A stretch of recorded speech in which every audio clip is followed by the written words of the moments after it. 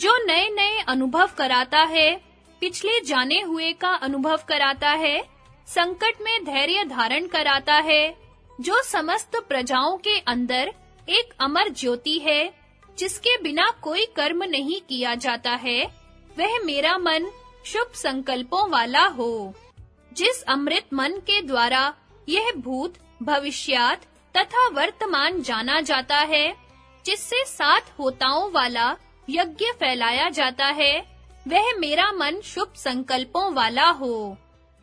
जिसमें ऋचाएं, साम, यजु इस प्रकार टिके हुए हैं, जैसे रथों की नाभि में अरें, जिसमें इंद्रियों की सारी प्रवृत्ति पिरोई रहती है, वह मेरा मन शुभ संकल्पों वाला हो। अच्छा सारथी जिस प्रकार वेगवान घोड़ों को बागों से पकड़कर चलाए जाता है, उसी प्रकार जो मनुष्यों को लगातार चलाता रहता है, जो हृदय में रहने वाला है, वह मेरा मन शुभ संकल्पों वाला हो।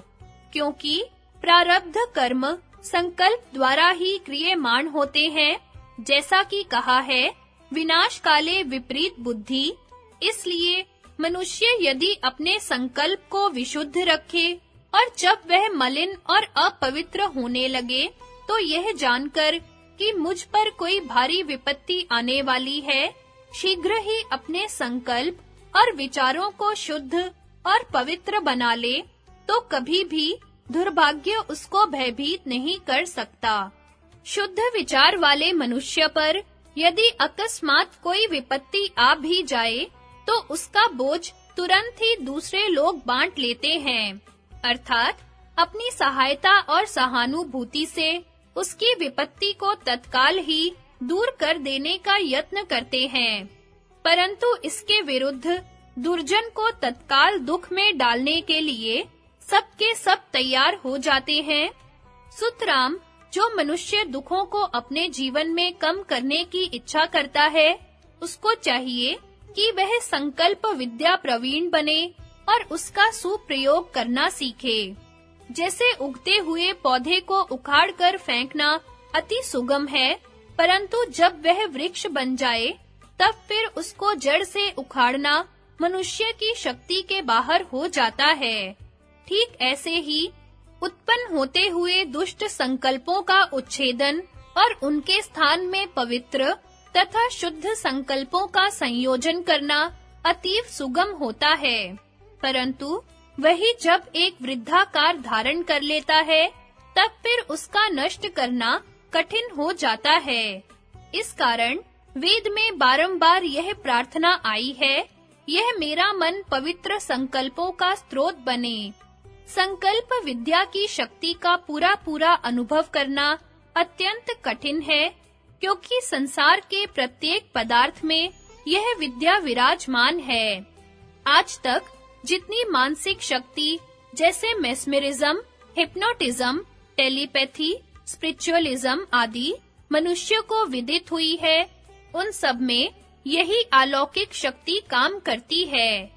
मार्कोनी के बिना तार के तार वाले यंत्र में संकल्प शक्ति को अति उत्तमता से सिद्ध किया है। उससे इसके प्रबल अस्तित्व का प्रत्येक बुद्धिमान को निश्चय हो जाता है। मार्कोनी महाशय कहते हैं, एक शब्द अथवा वैसा ही कोई स्वर वायुमंडल में उसी प्रकार की गति उत्पन्न करता है, जिस प्रकार झील में एक कंकरी के डाल देने से तरंगे उठने लगती हैं। शब्द की ये तरंगे दूर-दूर तक पहुंचती हैं, चाहे कितनी दूर का अंतर क्यों ना हो, वे टेलीग्राफ के प्रत्येक यंत्र को अपना अस्तित्व अनुभव कराती हैं। यदि मार्कोनी साहब अपने इस अलौकिक यंत्र का आविष्कार न करते, तो युक्ति तथा तर्क पर ही भरोसा रखने वाले बहुत से मनुष्यों को विश्वास ही न होता।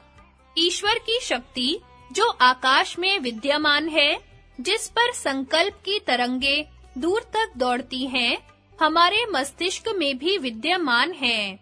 विचार की वे धाराएं जो अनिश्चित और संकल्प शक्ति की संरक्षा के बिना बाहर को निकलती हैं, शीघ्र ही नष्ट हो जाती हैं, परंतु विचार शक्ति की वे तरंगे जिनके साथ संकल्प शक्ति का प्रबल बल विद्यमान होता है, मनुष्य के मस्तिष्क से निकलकर रुकावट और विरोध के होते हुए भी उस समय तक निरंतर दौड़ती रहती हैं, जब तक उनको ऐसा कोई मन न मिल जाए जो उस विचार के साथ सहानुभूति और अनुकूलता रखता हो।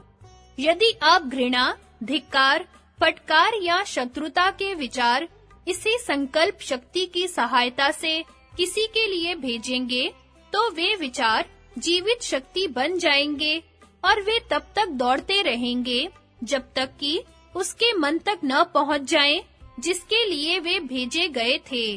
प्रेम का जो प्रत्येक विचार बाहर जाता है, अपने परिणाम में प्रेम की पूरी शक्ति लेकर उसी के पास वापस आ जाता है।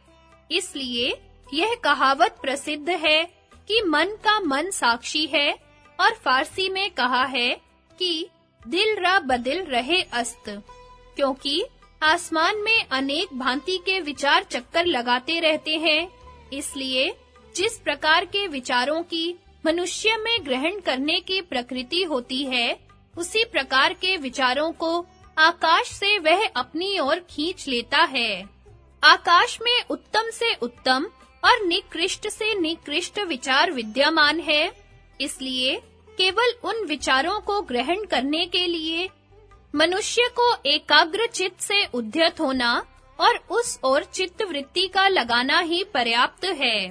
जब तत्वदर्शी किसी पदार्थ पर विचार करता है, तब उसी संबंध में नवीन बातें उसके मन में उठने लग जाती हैं, और यह ऐसी बातें होती हैं जो स्वयं सोचने वालों के लिए भी सर्वथा नई और विस्मित कर देने वाली होती हैं।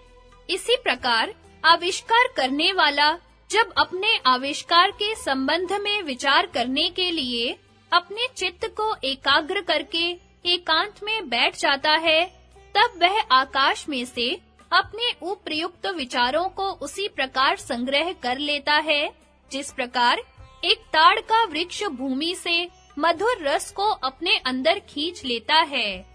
ठीक इसी प्रकार से एक आविष्कार करने वाला अपने मन को अन्य विचारों से शून्य और एकाग्र करके अपने उपयोगी विचारों को अपने अंदर आने का अवसर देता है, एवं निरंतर अभ्यास के अंत में एक विख्यात आविष्कारक बन जाता है।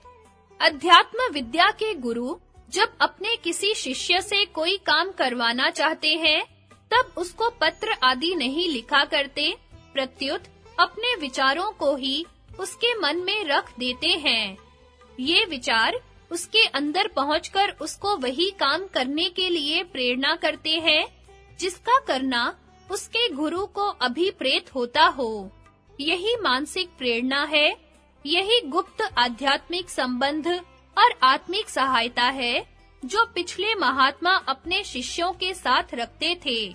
यदि तुम किसी के प्रति बुरे विचारों की भावना करोगे, तो वे वहां दुख और व्याकुलता देने के पश्चात अपने सजातीय अन्य विचारों को तुम्हारे लिए उत्पन्न करेंगे।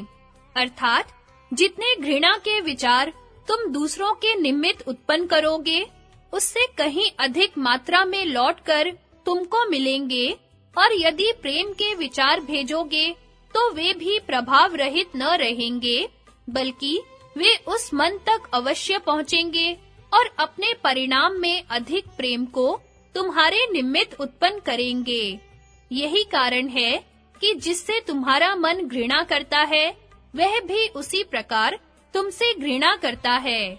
हाँ, यदि तुम इसकी घृणा को दूर करना चाहते हो, तो उसके लिए अपने से प्रेम भरे विचारों को भेजो। ये विचार उसके मन का सुधार करेंगे और फिर अपने परिणाम में तुम्हारे लिए प्रेम को उत्पन्न करेंगे। इसी कारण हमारे प्राचीन शास्त्रों ने उपदेश किया है कि प्रत्येक मनुष्य को जीवन मात्र की भलाई के लिए प्रबल शक्ति के साथ यह प्रार्थना करनी चाहिए। संपूर्ण जीवों को सुख प्राप्त हो, सब प्राणी निरोग हो, सबका कल्याण हो, किसी को भी दुख न हो। जब एक मनुष्य अपने अंदर से समस्त शत्रुता के विचार निकालकर सारे संसार के लिए भलाई और सुख की प्रार्थना करता है, तब उसको उसके बदले में यूनिवर्सल लव, विश्व मात्र का प्रेम प्राप्त होता है और तब संसार का कोई पदार्थ उसके लिए त्रासोत्पादक नहीं रहता। अंतरिक्ष हमारे लिए अभय हो, इन दोनों ध्यो और पृथ्वी में अभय हो, अभय पीछे से हो, आगे से हो, ऊपर नीचे से हमारे लिए अभय हो। हम मित्रों से अभय हो, शत्रुओं से अभय हो, जाने हुए परिचितों से अभय हो और जो आगे आने वाले हैं, अपरिचित हैं, उनसे भी अभय हो। रात्रि और दिन में हम निर्भय रहें, समस्त दिशाएं हमारे मित्र रूप में हो। वह वनों में भी उसी आनंद और सुख से रहता है जैसे कि अपने घर में। स्वामी विवेकानंद जी महाराज इसी शक्ति का वर्णन करते हुए अपने राजयोग में इस प्रकार लिखते हैं, योगी को चाहिए कि वह रात्रि को सोते समय और प्रातः काल जागने पर चारों दिशाओं में मुंह करके प्रबल संकल्प शक्ति से सारे संसार की भलाई और शांति के अर्थ अपने विचारों को छोड़े।